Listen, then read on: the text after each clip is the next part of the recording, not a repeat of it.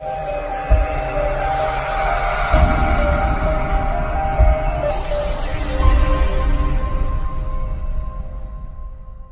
चलिए आज की वीडियो शुरू करते हैं। दोस्तों वीडियो शुरू करने से पहले मैं आपको एक बात बता दूं कि आपने अभी तक हमारे इस चैनल को सब्सक्राइब नहीं किया हो तो नीचे पर आपको ग्रीन बटन में सब्सक्राइब करके लिखा रहा होगा, इसके पर क्लिक कर लीजिए और साइड में नोटिफिकेशन बेल भी आएगा, उसको भी क्लिक कर लें ताकि आपको मिल सके हमारे अगले वीडियो की नोटिफिकेशन सबसे पहले और आप कुछ नया सीख सके। સૌરાષ્ટ્રની એકમાત્ર સ્કૂલ જ્યાં ટ્રસ્ટી તથા સંચાલકો ડોક્ટર, એન્જિનિયર તથા શિક્ષકો છે એવી Kanabar school of science and commerce કાર્યક્ષેત્ર ધોરણ 5 થી 10, 11, 12 સાયન્સ એન્ડ કોમર્સ। દીકરાઓ અને દીકરીઓ માટેના ઉજ્જવળ ભવિષ્ય માટે વાલીઓની પહેલી પસંદગી Kanabar school of science and commerce. અહીં છે શ્રેષ્ઠ શિક્ષકો દ્વારા મર્યાદિત સંખ્યામાં વિદ્યાર્થીઓ માટે ભણતર, અલગ અલગ સાયન્સ લેબ, કોમ્પ્યુટર લેબ, દીકરાઓ તથા દીકરીઓ માટે અલગ અલગ હોસ્ટેલ સાથે શુદ્ધ સાત્વિક ભોજનની વ્યવસ્થા, ટ્રાન્સપોર્ટેશનની સુવિધા, જી તેમજ નીટની તૈયારી સ્કૂલમાં જ। તો આથી વિશેષ આપ આપના બાળક માટે શું ઈચ્છો તો આજે જ એડમિશન માટે સંપર્ક કરો। Unit 1 Kanabar school of science and commerce, Khamrod ચોકડી, Junagadh bypass, Junagadh. Unit 2 main post ઓફિસની પાછળ શ્યામ વિદ્યાલય, સરકારી ગોડાઉન પાસે, ગાંધીગ્રામ, જુનાગઢ। ગુડ મોર્નિંગ વિદ્યાર્થી મિત્રો, ધોરણ 12 સાયન્સ બાયોલોજી જેની અંદર આપણું ચેપ્ટર નંબર 13 સજીવો અને વસ્તી જે ચેપ્ટર જે છે હવે ધીમે ધીમે અંત તરફ આવી રહ્યું છે અને બે ત્રણ મુદ્દા આપણા બાકી છે અને એની અંદર આજનો જે પોઈન્ટ આપણે શીખવાનો છે એનું નામ છે સ્પર્ધા, બરાબર, કોમ્પિટિશન। વિદ્યાર્થી મિત્રો, કોમ્પિટિશન જે છે એ શબ્દ વિશે તમે પરિચિત છો, કારણ કે આ શબ્દ તમારા માટે કંઈ નવો નથી। આ શબ્દ વિશે તમે અત્યાર સુધી 12મા ધોરણ સુધી સતત તમે એના વિશે કંઈક ને કંઈક શીખતા આવ્યા છો।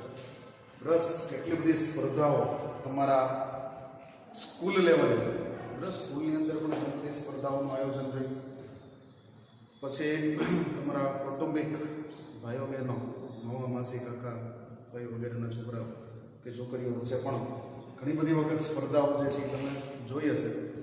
તો હવે આ જે સ્પર્ધા જે છે એ સ્પર્ધા સમાજની અંદર એક એવું પરિબળ છે કે કોઈને કોઈ વ્યક્તિ આ ધરતી ઉપર રહેતો કોઈને કોઈ વ્યક્તિ, બરાબર, પછી એ ચાહે કોઈ બહુ વિકસિત બુદ્ધિનો હોય કે પછી અલ્પ વિકસિત હોય, પણ સ્પર્ધા નામનું પરિબળ જે છે એ દરેકને ક્યાંક ને ક્યાંક ટચ કરે છે, બરાબર। દરેક પ્રાણીઓની આપણે વાત કરીએ કે પછી વનસ્પતિની આપણે વાત કરીએ તો સ્પર્ધા જે છે એ સ્પર્ધા બધાને સ્પર્શે છે। સ્પર્ધા વગરનું અહીં કોઈ નથી। તમે ઘણીવાર ખેડૂતોને જોયા હશે કે ખેતરમાં નીંદણ જે છે એ નીંદણ વધી જાય તો એ નીંદણને માણસો બોલાવી અને દાંતરડા વડે કઢાવતા હોય છે અને બધું કરતા હોય છે। તો આપણને એમ કહે કે નીંદણને શા માટે કાઢતા છે, ભલે તો એમાં શું વાંધો, પણ નીંદણ જે છે એ નીંદણ પાકની સાથે સ્પર્ધા કરતું હોય છે અને જે મુખ્ય પાક જે છે એ મુખ્ય પાક જેટલો થવો જોઈએ એટલો થવા નથી દેતો, એની સાથે સ્પર્ધા કરી અને સૂર્યપ્રકાશ, પછી જમીનમાંથી પાણી છે, પછી પોષક દ્રવ્ય છે, આ બધું લેવા માટે થઈ, મેળવવા માટે થઈ અને નીંદણ જે છે એ સ્પર્ધા કરે છે અને મુખ્ય પાકને નુકસાન પહોંચાડતું હોય છે। એટલા માટે ખેતીવાડીની અંદર આપણે નીંદણ જે છે એ નીંદણ કરવું પડતું હોય છે। તો સ્પર્ધા જે છે એ વનસ્પતિઓને પણ લાગુ પડે છે અને પ્રાણીઓને પણ લાગુ પડે છે। હવે આપણો જે એકમ જે છે એ પરિસ્થિતિ વિદ્યા, ઇકોલોજી નામનો આપણો એકમ છે, તો આપણે અહીંયા અલગ અલગ પ્રકારની પરિસ્થિતિ જે છે એ પરિસ્થિતિનું અવલોકન, ઓબ્ઝર્વેશન જે છે એ આપણે કરતા હોઈએ છીએ અને આ ઓબ્ઝર્વેશનમાં કઈ જગ્યાએ કયા પ્રકારની સ્પર્ધા કામ કરે છે અને આ સ્પર્ધાની અંદર કોણ નિર્ણાયક બને છે, બરાબર, કોના ફેવરમાં। જ્યાં સ્પર્ધા હોય ને ત્યાં સ્પર્ધાની અંદર હાર અને જીત એવું હોય છે। જીતવા માટેની સ્પર્ધા હોય છે, હારવા માટેની કઈ કોઈ સ્પર્ધા હોતી નથી। તો અહીંયા જીત જે છે એ જીતવા માટેની સ્પર્ધાની અંદર એક સામાન્ય બુદ્ધિ જે છે એ સામાન્ય બુદ્ધિ આપણી એવી ચાલે કે ભાઈ જે શક્તિશાળી હશે, જે સશક્ત હશે, જે પ્રબળ હશે એ આ સ્પર્ધાને જીતશે અને જે નબળા હશે એ સ્પર્ધામાં હારી જશે અને જે હારી જશે એને ત્યાંથી જતું રહેવું પડશે। તો આવી કંઈક વિચારધારા જે છે એને આપણે પરિસ્થિતિ વિદ્યા જે છે એ પરિસ્થિતિ વિદ્યાના એકમમાં આ આપણી જે વિચારધારા છે એ વિચારધારા કેટલા અંશે યોગ્ય છે બરાબર, અને કઈ રીતે એને સમજવું, કઈ રીતે એને પરીક્ષામાં પૂછાય તો લખવું, બરાબર, એના મુદ્દા પાડી અને વ્યવસ્થિતનું વિવરણ જે છે એ વિવરણ આપણે અહીંયા કરવા જઈ રહ્યા છીએ. તો ખાસ વિદ્યાર્થી મિત્રો ફૂલ્લી અટેન્શન, તમારું બધું જ જે કંઈ આડાવડું ધ્યાન હોય બધું આડાવડું ધ્યાન એક બાજુ સંકેલી અને માત્ર બરાબર અહીંયા બધું ધ્યાન જે છે એ અહીંયા બોર્ડ ઉપર તમારું હોવું જોઈએ. બરાબર, એક એક મુદ્દાને બરોબર રીતે છણાવટથી. જો સ્પર્ધા શબ્દ તમને એમ લાગશે કે સ્પર્ધા તો સર એકદમ ઇઝી છે, સાહેબ સમજાઈ એવું છે, એમાં શું પણ આટલી બધી મજા, પણ એમાં એવું છે કે તમારી જે માનસિક, તમારી જે મૌલિક શક્તિથી તમે જે જવાબો લખશો ને એ બોર્ડને માન્ય નથી. બરાબર, સ્પર્ધા વિશે 2 માર્કમાં 3 માર્કમાં ક્યાંય પ્રશ્ન પૂછાય અને તમે તમારી રીતે મૌલિક રીતે લખાણ કરશો ને બોર્ડવાળાઓને માન્ય નથી, એટલે એ તમને માર્ક નહીં આવે. બરાબર, તમારું અને મારી જે કાંઈ આપણી ખુદની વ્યક્તિગત બુદ્ધિ હોય એને આપણે એક સાઈડમાં મૂકી અને જે પુસ્તકની અંદર જે વસ્તુ લખેલી છે એને એકદમ લાઈન બાય લાઈન, એકદમ લીટીસર, મુદ્દાસર આપણે એને પ્રશ્ન પત્રમાં પ્રશ્ન પૂછાય તો એનો જવાબ પેપરમાં આપણે જવાબ જે છે એ લખવાનો છે. બરાબર, આપણી જે બુદ્ધિ છે એ આપણે અત્યારે ક્યાંય કામે લગાડવાની થતી નથી. તો એટલા માટે થઈને એક એક મુદ્દાને બરોબર સમજવો પડશે. એક વસ્તુની તમને ઓલરેડી ખબર છે કે આપણી આ જે બુક નવી એનસીઈઆરટીની બુક આવી છે એની લેંગ્વેજ જે છે એ લેંગ્વેજ થોડી ટફ લેંગ્વેજ છે. જે સાદી લેંગ્વેજ સાથે આપણે પરિચિત હતા વર્ષોથી એના કરતાં થોડીક ટફ લેંગ્વેજ છે. તમને 10મા ધોરણથી જ કદાચ અનુભવ થઈ ગયો હશે. તો આ ટફ લેંગ્વેજવાળી મુદ્દો જે છે એ મુદ્દાને બરોબર મગજમાં કેમ ફીટ બેસાડવો અને ફીટ બેસી ગયા પછી એને પેપરમાં પાછો કેમ ઉતારવો, એના માટેનું આપણે પ્રયોજન, એના માટેની આપણે અહીંયા બધી મહેનત જે છે એ મહેનત કરવાની થાય છે. તો જોઈએ આપણે આપણો જે મુદ્દો છે, મુદ્દાનું નામ છે સ્પર્ધા, અને સ્પર્ધાના વિશે આપણે ડિટેલમાં માહિતી મેળવીએ.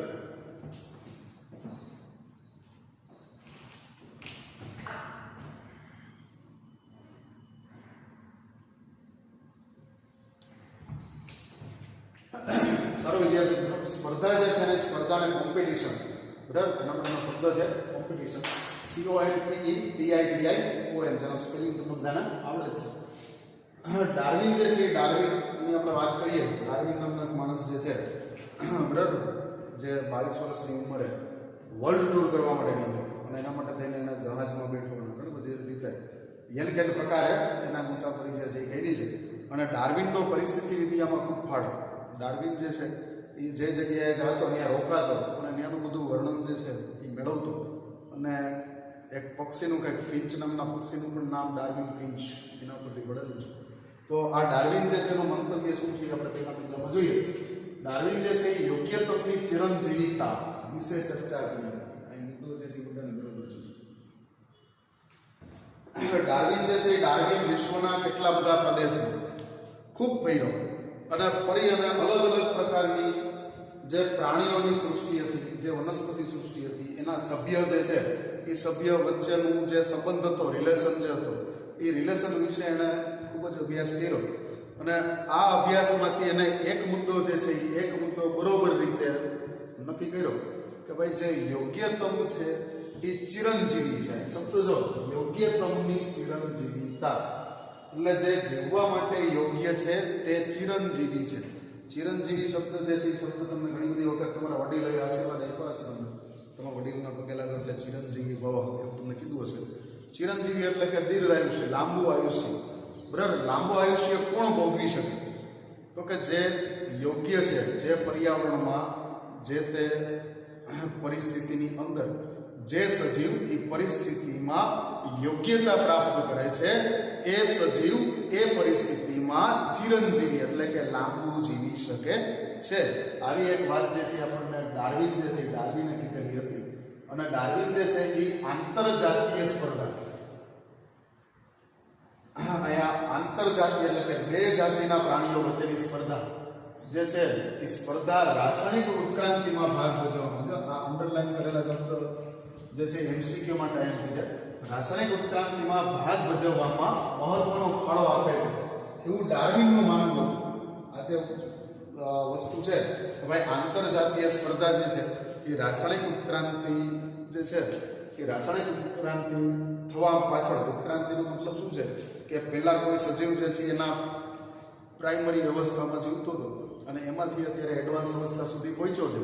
તો અહીંયા સુધી પહોંચવા માટે એણે ઘણી બધી સ્પર્ધાઓ જે છે એ સ્પર્ધાઓ કરેલી હશે અને આ સ્પર્ધામાં વિનર થયા પછી, જીતા પછી એ હાલની તકે જે અત્યારનું એડવાન્સ મોડિફાઈડ થયેલું બોલી જે છે એને પ્રાપ્ત કરેલું છે.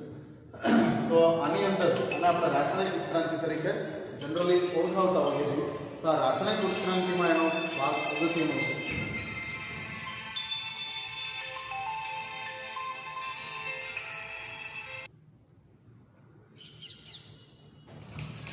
તો અહીંયા રાસાયણિક ઉત્ક્રાંતિ જે છે, રાસાયણિક ઉત્ક્રાંતિમાં અગત્યનો ભાગ જે છે એ અગત્યનો ભાગ આંતરજાતીય સ્પર્ધા જે છે એ આંતરજાતીય સ્પર્ધા એમાં મહત્વનો ફાળો આપે છે. સામાન્ય રીતે એવું મનાય છે કે બે નિકટના સંબંધિત જાતિ બરાબર સ્પર્ધા જે છે એ સ્પર્ધા કોની સાથે થાય? સ્પર્ધાની જ્યારે આપણે વાત કરીએ તો સ્પર્ધા આપણે કોની સાથે થાય? સ્પર્ધા જે છે આપણી નજીક જે હોય એની સાથે આપણે કરીએ ને, બહારના સાથે થોડી ના કરવાની છે. બરાબર કોમ્પિટિશન જ્યારે કરવાની થાય ત્યારે કોમ્પિટિશન તમે કોની સાથે કરશો?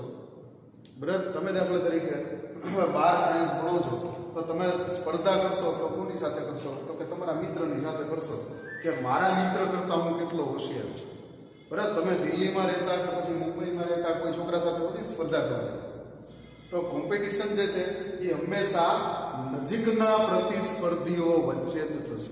બરાબર કોમ્પિટિશનમાં કે દૂર દૂરના પ્રતિસ્પર્ધી વચ્ચે સ્પર્ધા કરવાનો કોઈ સવાલ આવતો નથી. દાખલા તરીકે ગીરની અંદર જે સિંહ હોય એ સિંહ બંગાળના ટાઈગર્સની સાથે કોઈ કોમ્પિટિશન કરતા નથી. ગીરના સિંહ જે છે એને કમ્પ્લીટલી એને જે કોમ્પિટિશન કરવાની છે એ ત્યાં ગીરની અંદર જ રહેલા બીજા સિંહ છે કે દીપડા છે એની સાથે જ એને કોમ્પિટિશન કરવાની થાય છે. એને કોઈ દિવસ હિમાલયના સફેદ વાઘ સાથે કે પછી બંગાળ ટાઈગર્સની સાથે એના કોમ્પિટિશનમાં ઉતરવાનું હોતું નથી. એટલે હંમેશા સ્પર્ધા જે છે એ સ્પર્ધા નજીકના મેમ્બર જે છે એની વચ્ચે જ થશે. સામાન્ય રીતે એવું મનાય છે કે બે નિકટની સંબંધિત જાતિ હોય, શબ્દ જે છે બરોબર જોજો, બે નિકટની જે નજીકની સંબંધિત જાતિ હોય એની અંદર મર્યાદિત સ્ત્રોત માટે સ્પર્ધા જોવા મળે. બરાબર જે સ્ત્રોત મર્યાદિત હોય, દાખલા તરીકે ખોરાકનો સ્ત્રોત મર્યાદિત હોય તો ખોરાક માટે થઈ અને બે નજીકની જાતિઓ જે છે એ સ્પર્ધા કરતા હોય છે, પરંતુ હંમેશા તે સત્ય હોતું નથી. બરાબર જો અહીંયા દરેક વાક્યની જે ટિપ્પણી કરેલી છે એ એવી છે કે પહેલા એક વસ્તુ સમજાવશે પછી એની અંદર વળી પાછો તમને અપવાદ જે છે એ પણ આપશે. એટલા માટે આ જે પેરેગ્રાફ છે એને યાદ રાખવા માટે થોડીક વિશિષ્ટ બુદ્ધિ જે છે એ આપણે વાપરવી પડશે. પહેલા તમને એવું કહે છે કે ભાઈ બે નિકટના સંબંધિત જાતિઓ જે છે એ મર્યાદિત સ્ત્રોત માટે થઈને સ્પર્ધા કરે. તો આ જે વાત છે એ એકદમ ઇઝીલી આપણા ગળે ઉતરી જાય એવી વાત છે કે ભાઈ દાખલા તરીકે એક હરણ જે છે એ હરણની ઉપર એક સિંહની નજર છે અને એક દીપડાની નજર છે. ગીરની અંદર બે પ્રકારના પ્રાણીઓ થાય છે, સિંહ પણ છે અને દીપડો પણ છે, અને એ બેનો ખોરાક જે છે એ ખોરાક સેમ છે, બે સરખો જ ખોરાક ખાય છે. તો એ બે ખોરાક માટે થઈને સ્પર્ધા કરે તો આ વાત જે છે એ તરત જ આપણા મગજમાં ફિટ બેસી જાય છે. પણ હવે એને જે બીજું વાક્ય છે બીજું મૂક્યું છે એ બીજું વાક્ય એવું છે કે એવું કહે છે કે ભાઈ આવું હંમેશા this is not always right, આ હંમેશા સત્ય નથી. તો એનો મતલબ શું નીકળે?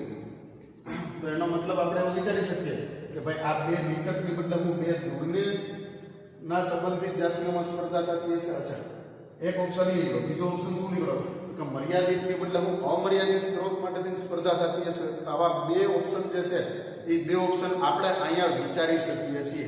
પણ હવે આપણે કયા ઓપ્શનમાં જવાનું છે અહીંયા નીચે જોઈએ. એક એક્ઝામ્પલ જે છે એક્ઝામ્પલ એને આપેલું છે અમેરિકાના, ખાસ ફરી પાછું એકવાર કહી દો. એક્ઝામ્પલ જે છે એ એક્ઝામ્પલ આપણને બુકમાં આપેલા છે એ જ યાદ રાખવાના છે અને એના વિશે બરાબર આ પુસ્તક જે છે એ જ આપણું ગીતા, કુરાન, બાઇબલ જે કંઈ કહ્યું એ યાદ છે. એટલે માટે મહેરબાની કરીને બહારનું કોઈ એક્ઝામ્પલને તમારે અહીંયા કન્સિડર કરવાનું થતું નથી. તો અહીંયા અમેરિકાના છીછરા સરોવર, અમેરિકા જે છે એની અંદર છીછરા સરોવર જે છે એ છીછરા સરોવરમાં ફ્લેમિંગોસ, સુરખા, ફ્લેમિંગો એટલે સુરખા, બરાબર 11મા ધોરણમાં ફ્લેમિંગો ઇંગ્લિશમાં બુકાકી બની ગઈ. તો આ સુરખા જે છે અને વસાહતી માછલી, બરાબર. છીછરા તળાવમાં રહેતી માછલીઓ અને ફ્લેમિંગો, આ બંને વચ્ચે કોમ્પિટિશન થાય છે. હવે વિચારી લો તમે, ક્યાં માછલીઓ છે ને ક્યાં સુકાપ છે. માછલી જે છે એ મત્સ્ય વર્ગનું પ્રાણી છે અને ફ્લેમિંગો જે છે એ વિહંગ વર્ગનું પ્રાણી. હવે આ બે અલગ અલગ વર્ગના પ્રાણીઓ જે છે એ કોમ્પિટિશન કરે છે. શેના માટે તેનું કોમ્પિટિશન કરે છે? તો કે એ બેનો એક જ સામાન્ય ખોરાક છે. બે એક જ પ્રકારનો ખોરાક લે છે જેનું નામ છે ઝૂ પ્લેન્ક્ટોન્સ. અચ્છા, ઝૂ પ્લેન્ક્ટોન્સ એટલે શું? ઝૂ પ્લેન્ક્ટોન્સ કોને કહેવાય? ઝૂ પ્લેન્ક્ટોન્સ, પ્લેન્ક્ટોન્સ એટલે પાણીમાં તરતા નાના નાના જે સજીવો હોય છે એને આપણે ઝૂ પ્લેન્ક્ટોન્સ કહેતા હોઈએ છીએ. એમાં બે પ્રકારના છે. ફાઇટો પ્લેન્ક્ટોન્સ કે જે વનસ્પતિ નાની નાની પાણીમાં તરતી હોય અને જેને નાની નાની માછલીઓ ખાતી હોય એને આપણે ફાઇટો પ્લેન્ક્ટોન્સ કહીએ. અને ઝૂ પ્લેન્ક્ટોન્સ જે છે એ એવું નાના જીવાત જેવું પ્રાણી છે કે જે પાણીની અંદર મુક્ત રીતે તરતું હોય અને બીજી બધા માછલીઓ વગેરે એનો ખોરાક તરીકે ઉપયોગ કરતા હોય.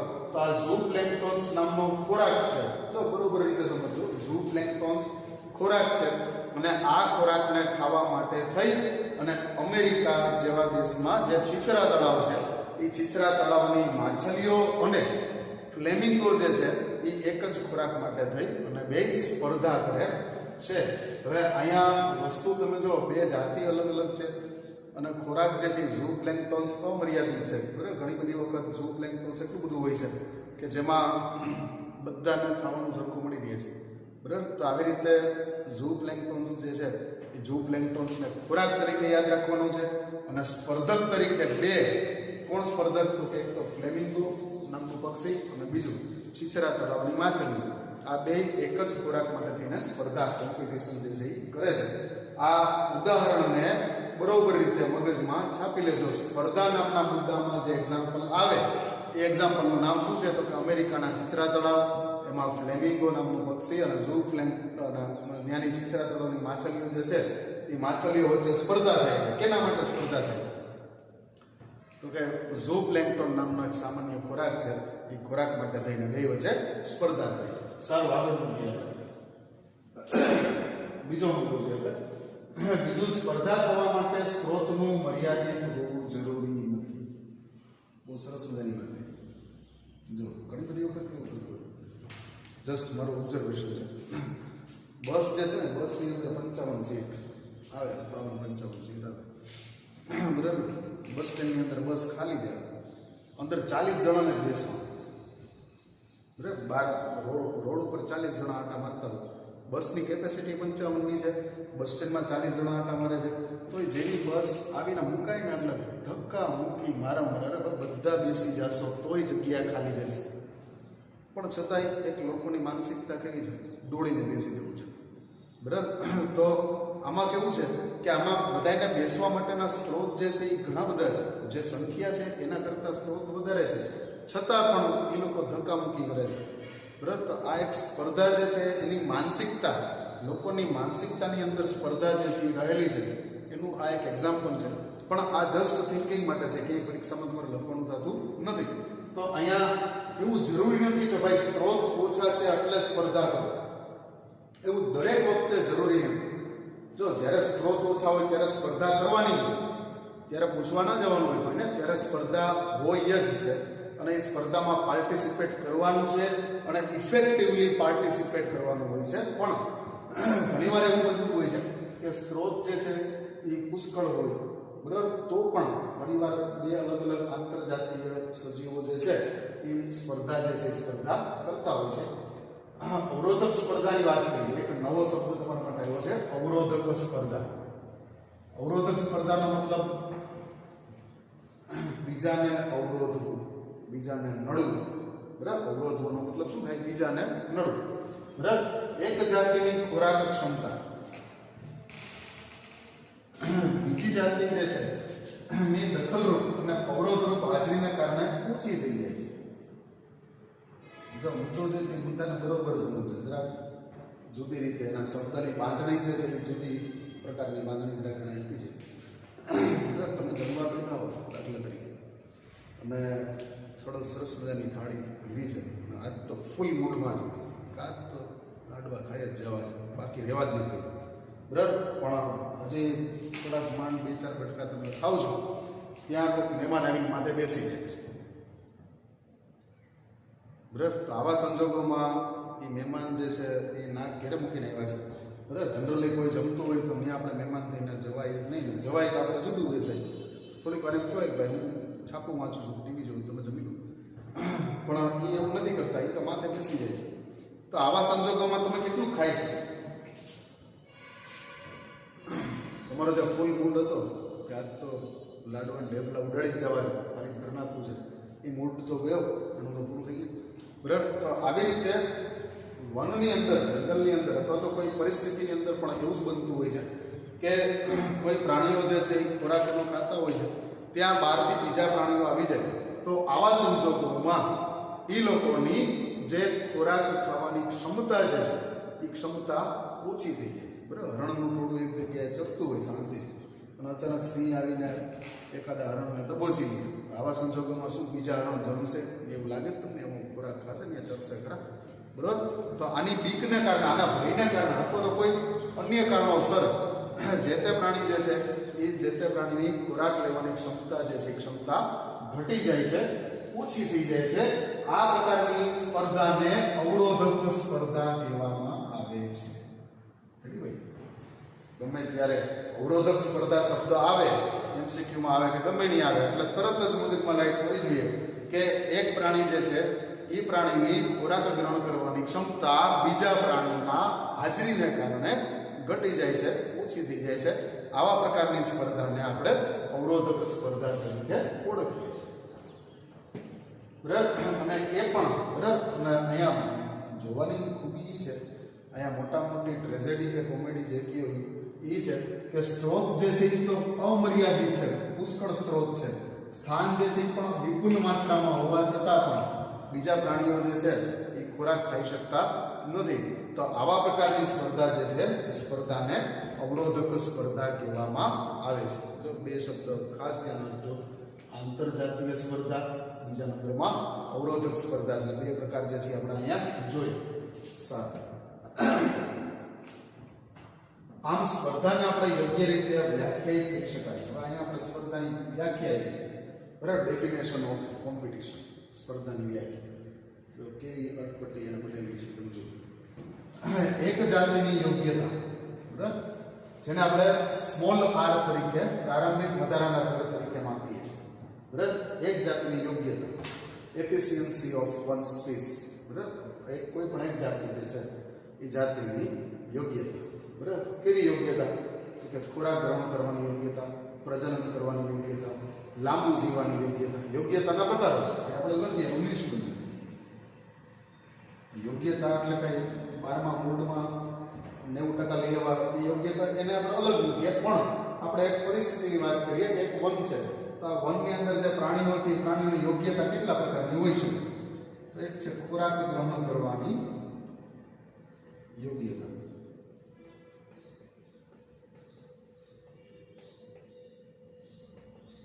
સારું. બીજા નંબરમાં બીજી યોગ્યતા કઈ છે? તો કે પ્રજનન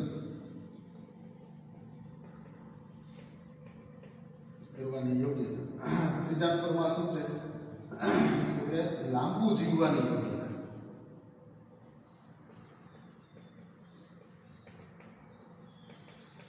તો આવા ત્રણ પ્રકારની યોગ્યતા જે છે એ ત્રણ પ્રકારની યોગ્યતા તો ચોખ્ખી દેખાય આવેલી યોગ્યતા, બરાબર. કોઈ વન જે છે એ વનની અંદર હરણ જે છે એ હરણ શું કાંઈ સિંહવાન દીપડાના ખોરાક બનવા માટે જન્મ લીધો છે? એને એના માટે જન્મ નથી લીધો ભાઈ, એને ખુદને એની ખુદની કંઈક રિક્વાયરમેન્ટ છે, ખુદની કંઈક જરૂરિયાત છે. કઈ જરૂરિયાત? તો કે ખોરાક ગ્રહણ કરવો, ખોરાક ગ્રહણ કરીને પ્રજનન કરવું અને લાંબુ જીવવું, બરાબર. અને પોતાની જાતિ જે છે એ જાતિનું અસ્તિત્વ ટકાવી રાખવું. અને ખાસ જાતિનું અસ્તિત્વ ટકાવી રાખવું,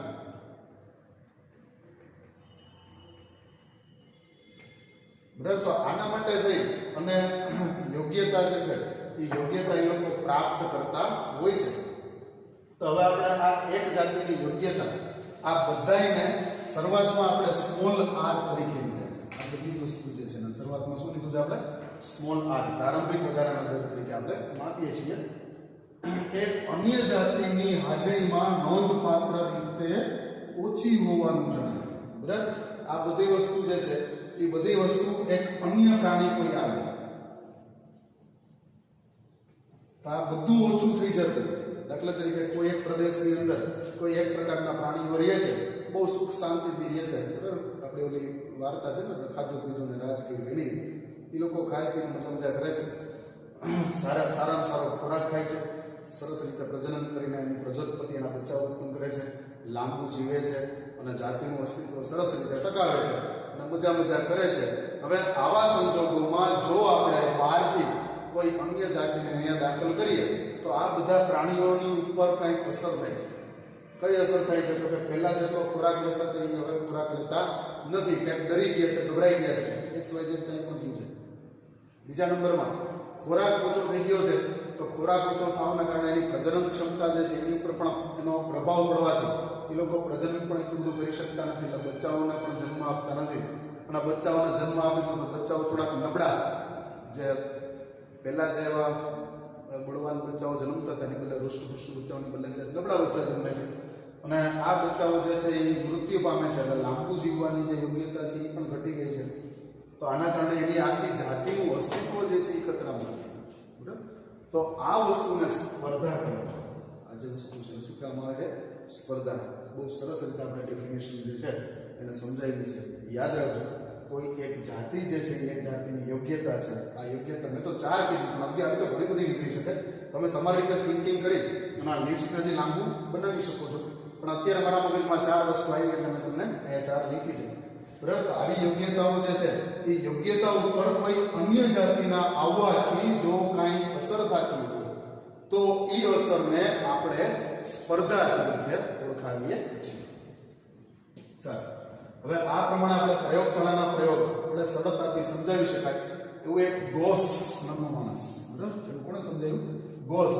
અને અન્ય પરિસ્થિતિ તજજ્ઞ, બરાબર. માત્ર ગોસ ને પણ બીજા અન્ય પરિસ્થિતિ તજજ્ઞ, મતલબ કે આ ઇકોલોજી જે ફેકલ્ટી છે એની અંદર કામ કરનારા જે તજજ્ઞ, જેના સ્કોલર્સ છે, વિદ્વાનો જે છે, એ વિદ્વાનો દ્વારા પણ આવું જ કંઈક અવલોકન કરાયું છે. આ અવલોકન જે છે એ શું છે? તો કે જ્યારે સ્ત્રોત મર્યાદિત હોય, મેઇન વાત ઉપર આવી ગઈ છે, જ્યારે સ્ત્રોત જે છે એ મર્યાદિત હોય ત્યારે પ્રમાણમાં ચડિયાતી જાતિ, જો શબ્દ જોજો, પ્રમાણમાં ચડિયાતી જાતિ, જે જાતિમાં યોગ્યતા વધારે હોય એને આપણે પ્રમાણમાં ચડિયાતી જાતિ કહીએ. એ સ્પર્ધામાંથી અન્ય જાતિને દૂર કરે છે, બરાબર. એ સ્પર્ધામાંથી શું કરે છે? અન્ય જાતિને દૂર કરે છે, બરાબર. પણ આવી સ્પર્ધાત્મક રીતે દૂર કરવાની ઘટના હંમેશા નિર્ણયાત્મક જોવા મળતી નથી. વિદ્યાર્થી મિત્રો, ઘણી બધી વખત તમે જોયું કે તમારી શેરીમાં જે સ્ટ્રે ડોગ એટલે કે રખડતા કૂતરાઓ હોય એ દરેક શેરીમાં 4-5 કૂતરાઓ આંટા મારતા હોય અને બધા રોટલો નાખતા હોય, એના ઉપર એ લોકો જીવતા હોય.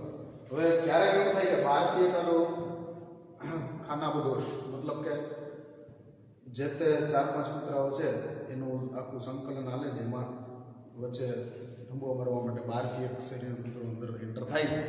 તો આ તમારી શેરીના બધા કૂતરાઓ મળી અને એનો વિરોધ કરે છે અને એને ત્યાંથી ભગાડી મૂકે છે, બરાબર. એ ભગાડી એટલા માટે મૂકે છે કે બહારથી જે નવો વ્યક્તિ આવ્યો છે એ આના ઉપર અસર કરશે, એ લોકોને ખબર છે, બરાબર. જે જૂની જાતિની જે આપણી 4 ક્ષમતાઓ છે એ ક્ષમતા ઉપર અસર કરશે, એટલે એ અસર ન થાય એટલા માટે થઈને એને ભગાડી મૂકે છે, બરાબર. અને એની યાર કોમ્પિટિશન ભલે એકવાર થઈ જાય પણ એને ભગાડી મૂકે છે. તો આવું એમાં બનતું હોય છે. જ્યારે સ્ત્રોત મર્યાદિત હોય ત્યારે પ્રમાણમાં જે ચડિયાતી જાતિ છે એ ચડિયાતી જાતિ સ્પર્ધામાંથી અન્ય જાતિ કે જે યોગ્યતા જેની ઓછી છે, જે નબળી છે, એ નબળી જાતિને ગેટ આઉટ કરી દેશે, દૂર કરી દેશે, બરાબર. એવું સામાન્ય રીતે જોવા મળે છે. પણ દરેક વખતે જો દરેક આપણે જે કાંઈ આપણે વાક્ય કરશું, આપણી બુકની વિશેષતા જે છે, કાંઈ આપણને જે નિર્ણય લેશું તેમાંથી તરત જ આપણને કંઈક બીજો ઓપ્શનમાંથી આપશે.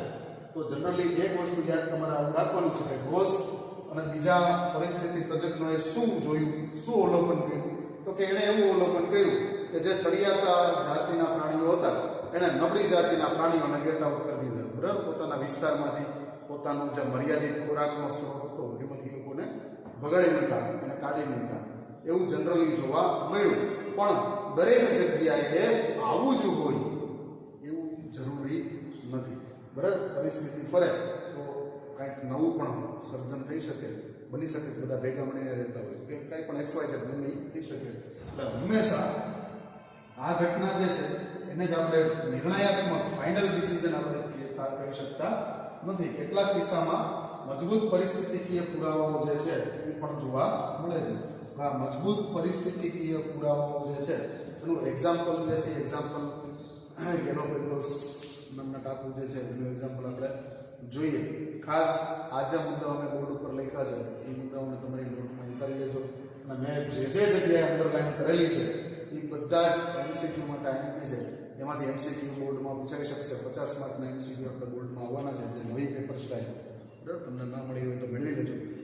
તો નવી પેપર સ્ટાઇલ પ્રમાણે આ બધા જે મુદ્દાઓ છે એ મુદ્દાઓ પરીક્ષામાં ખૂબ આઈએમપી છે. અને પ્લસ અંડરલાઈન કરેલા શબ્દો જે છે એ શબ્દને ધ્યાનમાં રાખી અને એમાંથી MCQ તૈયાર થઈ શકે છે. એ પણ તમે જરા જોઈ લેજો. સારો આગળનો જે મુદ્દો છે હવે આપણે જોઈશું.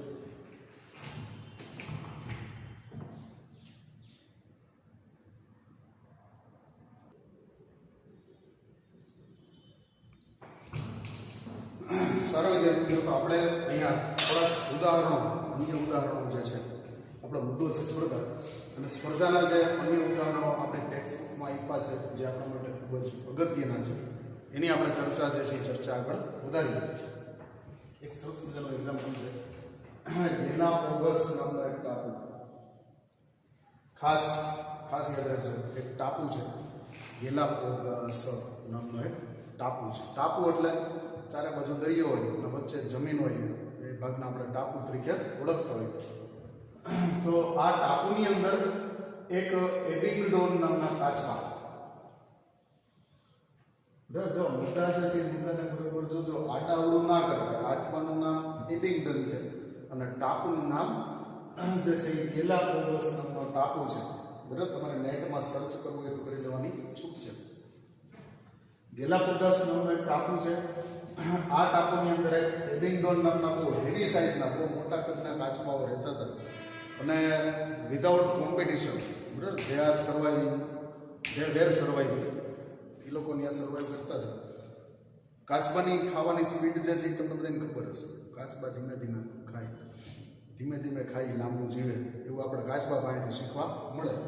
એ ધીમે ધીમે ખાય, પણ અહીં કંઈક ઊંધું થાય છે. બરાબર, અહીંયા એબિંગડોન કાચબા જે છે એ માત્ર 10 જ વર્ષમાં એ ટાપુ ઉપરથી દૂર થઈ ગયું. બરાબર, ઓનલી 10 years, ખાલી 10 જ વર્ષમાં એબિંગડન નામના કાચબા છે, હેવી સાઇઝના, મોટી સાઇઝના કાચબા, ધીમે ધીમે ઘાસ બધું ખાતા હોય. તો આવા કાચબા જે છે એ માત્ર 10 જ વર્ષમાં એક ટાપુ ઉપરથી, ટાપુનું નામ શું છે ગેલાપોગસ નામના એક ટાપુ છે, એ ટાપુ ઉપરથી ગાયબ થઈ ગયા, વેનિશ, ગાયબ થઈ ગયા, દૂર થઈ ગયા. કારણ શું હતું? તો કે એનું કારણ ત્યાં બકરીઓને દાખલ કરવામાં. બરાબર, જ્યારે કોઈ વ્યક્તિને દુર્બુદ્ધિ સૂચી અને એને ત્યાં બકરીઓને ચારા માટે થઈ અને દાખલ કરી, તો આ જે બકરીઓ છે એ બકરીઓ ચારો જે ખાવાની જે સ્પીડ છે એ બકરીઓની ખાવાની સ્પીડ તમને કદાચ ખબર હશે, કારણ કે દેખી રીતે બકરીઓની ચરવાની ક્ષમતા કાચબા કરતાં કેવી હતી? વધારે હતી. કાચબા જે છે એ બકરીની સામે ચારો ખાવામાં કોમ્પિટિશન જે હતી એ કોમ્પિટિશનમાં એ લોકો જીતી શક્યા નહીં. બરાબર, બકરીઓની ચરવાની સ્પીડ, ચરવાની ક્ષમતા, વધારે ખાવું, ઝડપથી ખાવું. બરાબર, આ ચરવાની ક્ષમતા, તો આ બકરીઓની ચરવાની ક્ષમતા જે છે એ થોડીક વધારે હતી, જ્યારે કાચબાઓની જે ક્ષમતા હતી એ ક્ષમતા ઓછી હતી. એટલા માટે એ બકરીઓની સામે કોમ્પિટિશનમાં ટકી શક્યા નહીં અને માત્ર 10 જ વર્ષ, બરાબર, જે ગેલાપેગોસ ટાપુ હતું એ એબિંગડન કાચબા વગરનું થયું. મતલબ કે એમાંથી કાચબા જતા રહ્યા. જનરલી કાચબા 200-300 વર્ષ જીવે, પણ ખોરાકની અછતના કારણે મૃત્યુ પામ્યા. બરાબર, અથવા તો એ લોકોએ ત્યાંથી પલાયન કરી અને બીજો વસવાટ કર્યો. બરાબર, પણ ત્યાંથી ગાયબ થઈ ગયા. એ આપણા માટે અહીંયા અગત્યનું છે. સારું, કુદરતની અંદર એક નવો શબ્દ છે સ્પર્ધાત્મક મુક્તિ. આ શબ્દને ખાસ ઓબ્ઝર્વ કરવાનું થાય છે. સ્પર્ધાત્મક મુક્તિ એ સ્પર્ધાનો બીજો દાખલો છે. બરાબર, સ્પર્ધાત્મક મુક્તિ. બરાબર, અહીંયા મુક્તિ કરી પણ કેવી? સ્પર્ધાત્મક મુક્તિ. બરાબર, તો એનો એક બીજો દાખલો જે છે દાખલો આપણે જોઈએ. જાતિ કે જેનું વિસ્તરણ નાના ભૌગોલિક વિસ્તાર પૂરતું મર્યાદિત.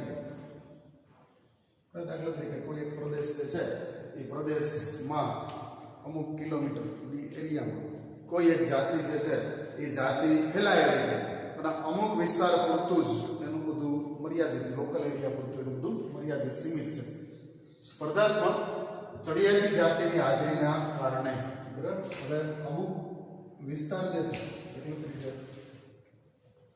કોઈ એક આવડો મોટો જંગલ વિસ્તાર છે, હવે એમાંથી આટલો વિસ્તાર જે છે એ આટલા વિસ્તારમાં કોઈ એક એ નામની જાતિ રહે છે બરાબર. એ આટલા એરિયા પૂરતી જ રહે છે, એ આમ બહાર નથી જાતિ. શું કામ નથી જાતિ? તો કે ત્યાં એક બી નામની જાતિ છે, એ બહુ ચડિયાતી જાતિ છે અને એની ડર બધાને લાગે છે એટલે કોઈ અહીંયા આ બોર્ડરને ક્રોસ કરવાની ટ્રાય કરતા નથી. ખાલી આટલા વિસ્તાર પૂરતા એ લોકો સીમિત છે, મર્યાદિત છે બરાબર.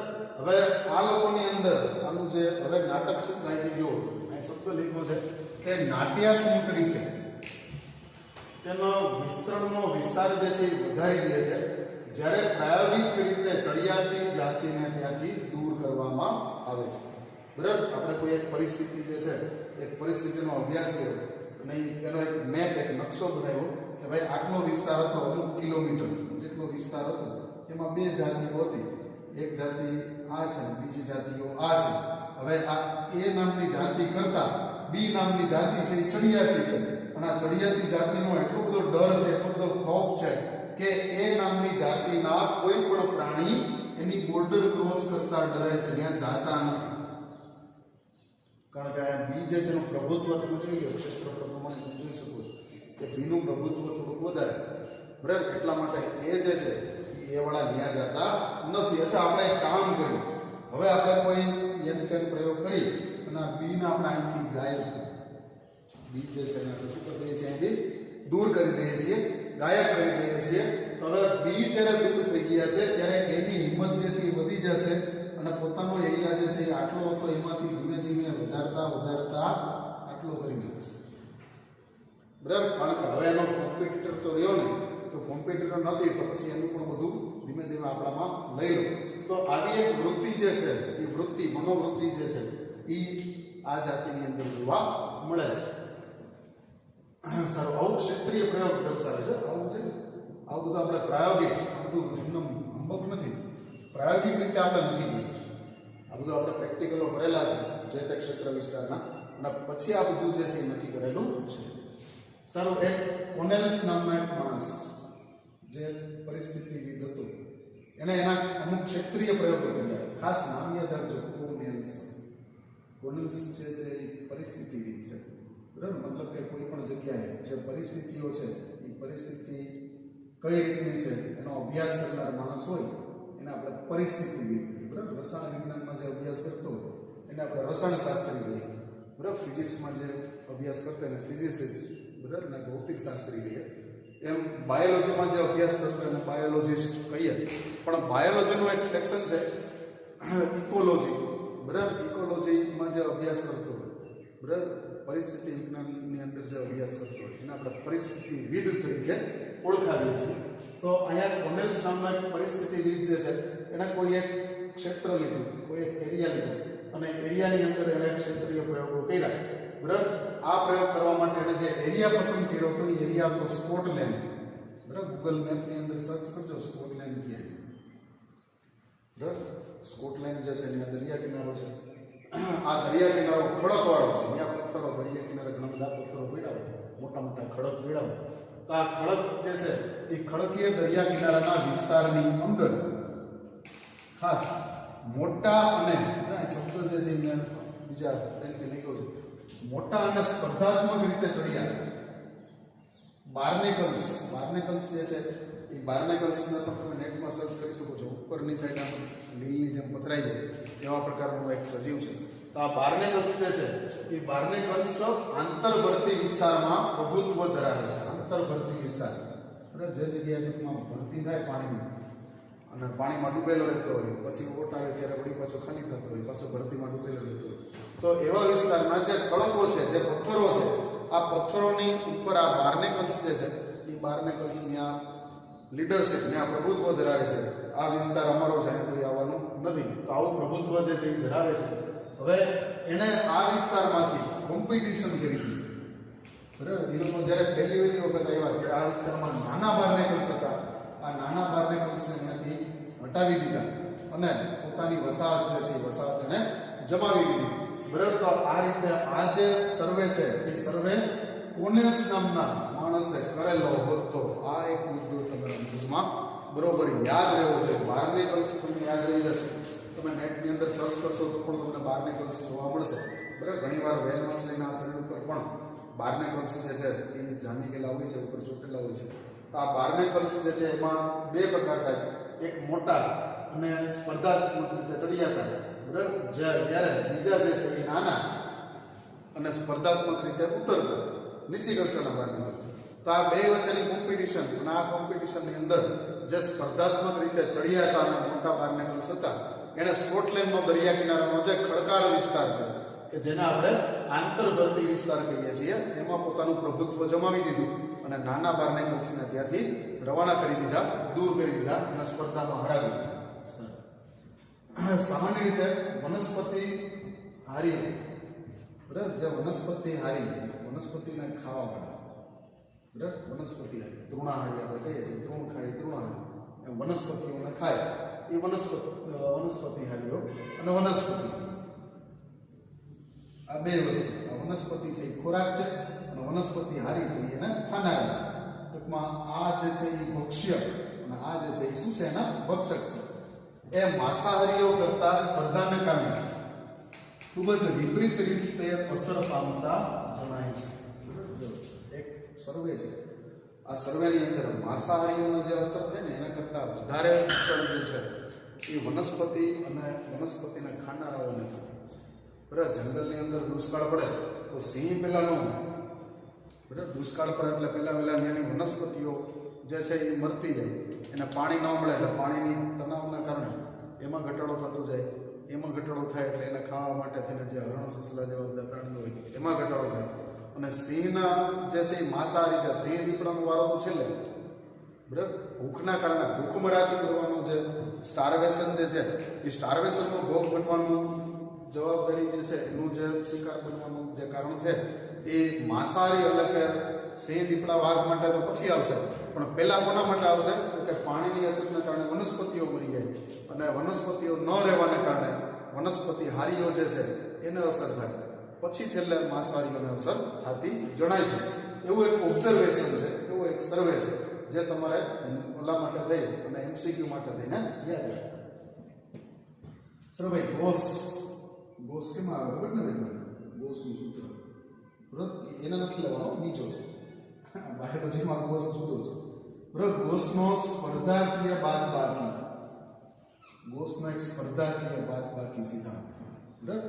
કોમ્પિટેટિવ, બરાબર, કોમ્પિટિશન જે છે એ કોમ્પિટિશનની અંદર ચડિયાતા જે છે એનો સરવાળો થાય અને ઉત્તરતા જે છે એની બાદબાકી થાય. આવો એક સિદ્ધાંત ગોસ નામના પરિસ્થિતિવિદે આપેલો છે.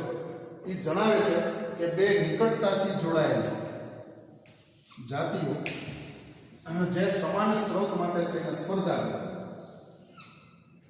તે અમર્યાદિત રીતે સહઅસ્તિત્વ ધરાવી શકતી નથી. અમર્યાદિત એટલે ફૂલ લાંબા સમય માટે થઈને સહઅસ્તિત્વ એટલે ભેગું બરાબર. કોઈ એક પ્રદેશ જે છે એ પ્રદેશની અંદર દાખલા તરીકે ખોરાક જે છે એ ખોરાક માટે થઈ અને બે જાતિઓ સ્પર્ધા કરે છે એકબીજા વચ્ચે. આમાં એક જાતિ જે છે એ ચડિયાતી છે અને બીજી જે છે એ થોડી ઉતરતી છે. તો આ બે જાતિઓ જે છે એ લાંબા સમય સુધી સહઅસ્તિત્વ એટલે એટલા જ વિસ્તારમાં એનું સહઅસ્તિત્વ ધરાવી શકશે નહીં. બરાબર. જે નબળા છે એને કાં તો બળવાન થવું પડશે અને કાં તો પછી ત્યાંથી જતું રહેવું પડશે. આવું ગોસ નામના પરિસ્થિતિ લીધે કીધેલું છે. એકદમ સિમ્પલ છે, એકદમ સિમ્પલ ઓબ્ઝર્વેશન જે છે એ ઓબ્ઝર્વેશન અહીંયા ગોસ જે છે એને આપેલું છે. એ લોકો લાંબા સમય સુધી સહઅસ્તિત્વ ભેગા રહી શકતા નથી અને આખરે સ્પર્ધાત્મક રીતે ઓછી ક્ષમતાવાળા જાતિ જે છે એ અદ્રશ્ય એટલે કે એનાથી દૂર થઈ જાય છે. આ સ્ત્રોત મર્યાદિત હોય તે માટે સાચું છે. હવે આ વસ્તુ જે છે એ ક્યારે સાચું પડે છે? જ્યારે સ્ત્રોત મર્યાદિત હોય ત્યારે આ વસ્તુ સાચી પડે છે. પણ જ્યારે સ્ત્રોત અમર્યાદિત હોય ત્યારે કદાચ આ સાચું પડે નહીં. દાખલા તરીકે ખોરાક જે છે એ પુષ્કળ માત્રામાં અવેલેબલ હોય તો પછી ચડિયાતી અને ઉતરતી જાતિ જે છે એને કંઈ સ્પર્ધા કરવાની જરૂર રહેતી નથી. બરાબર. અહીંથી ધક્કો મારે તો બીજે ખાઈ લેવાનું, બીજે ધક્કો મારે તો ત્રીજે ખાઈ લેવાનું. ભૂખ્યું કોઈ દિવસ રહેવાનું ન થાય. એટલે એ રીતે એની સ્પર્ધા જે છે એ સ્પર્ધામાં કંઈ ખાસ બધું સ્પર્ધામાં કંઈ દમ હોતો નથી. જો મતલબ જો જ્યારે સ્ત્રોત અમર્યાદિત હોય છે ત્યારે કોઈ ખાસ સ્પર્ધા જે છે એ સ્પર્ધા જોવા મળતી નથી. બરાબર. વનની અંદર વરસાદ સારો પડ્યો હોય ને ઘાસ ઘણું બધું વીગ્યું હોય તો એની અંદર હરણ જે છે હરણ કુળના આપણે બે પ્રાણીઓ લઈએ તો એમાં ચોસિંગા, બારાસિંગા અને સાબર. સાબર જે છે એ સાબર ઊંચું પ્રાણી છે, નીલગાય છે એ ઊંચું પ્રાણી છે. તો એ વધારે ખોરાક ગ્રહણ કરતો હોય અને ઝડપથી ખોરાક ગ્રહણ કરતો હોય, એનું બોડી વધારે હોય તો ખોરાક એ વધારે જોઈએ. અને જે ચોસિંગા અને બધા જે છે સ્પોટેડ ડિયર તો એ બધા એના કરતાં છે ધીમે ધીમે ઘાસ ખાતા હોય, ઓછું ખાતા હોય. તો જ્યારે વરસાદ સારો એવો પડી ગયો હોય તો ત્યારે એ લોકોને કોમ્પિટિશન નડતી નથી, કારણ કે ખાવાનું પુષ્કળ છે. પણ જ્યારે દુષ્કાળ જેવી પરિસ્થિતિ હોય ને ઘાસ એટલું બધું ન ઉગ્યું હોય તો ત્યારે એ લોકોને થોડીક પ્રોબ્લેમ જે છે, થોડુંક તકલીફ જે છે એ થાય છે. એટલે પછી એ લોકોએ સ્પર્ધાત્મક મુક્તિ લેવી પડે. બરાબર. જે નબળી જાતિ જે છે એને ત્યાંથી પલાયન કરવું પડે અને બીજી જગ્યાએ પોતાનો વસવાટ જે છે એ વસવાટ કરવો પડતો હોય છે. બરાબર. એટલે અમર્યાદિત સ્ત્રોત હોય તો પછી એ અન્યથા કહેવાય. એટલે એમાં આ સૂત્ર જે છે એ લાગુ પડતું નથી. આગળના જે મુદ્દાઓ છે એને આપણે જોઈએ.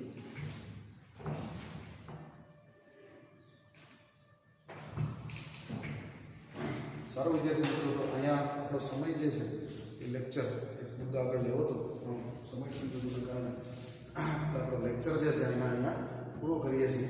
અને આજનું જે તમારું વર્ક કરવાનું છે ડેઇલી વર્ક, જે હું અહીંયા બોર્ડ ઉપર લખું છું, ખાસ ડેઇલી વર્કને બરાબર ધ્યાનમાં લેજો. ક્વેશ્ચન્સ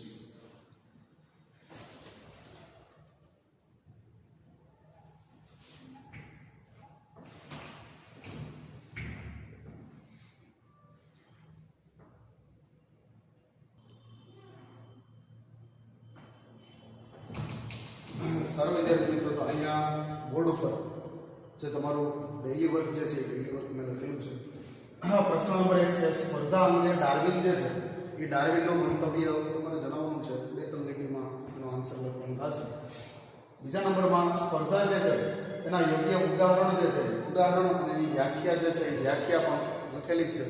બરાબર. મુદ્દાસર મેં લખેલી છે. વિડીયોના સાહેબ તમે બેકવર્ડ જશો એમાં પાછળ જશો એટલે એમાં બધું આવશે. તો એના ઉદાહરણો જે છે પણ તમારે જણાવવાના છે. પ્રશ્ન નંબર 3 ની અંદર ડોસ અને અન્ય પરિસ્થિતિ તજજ્ઞો જે છે એના પ્રયોગશાળામાં કરેલા પ્રયોગ જે છે એના વિશેની માહિતી તમારે આપવાની છે.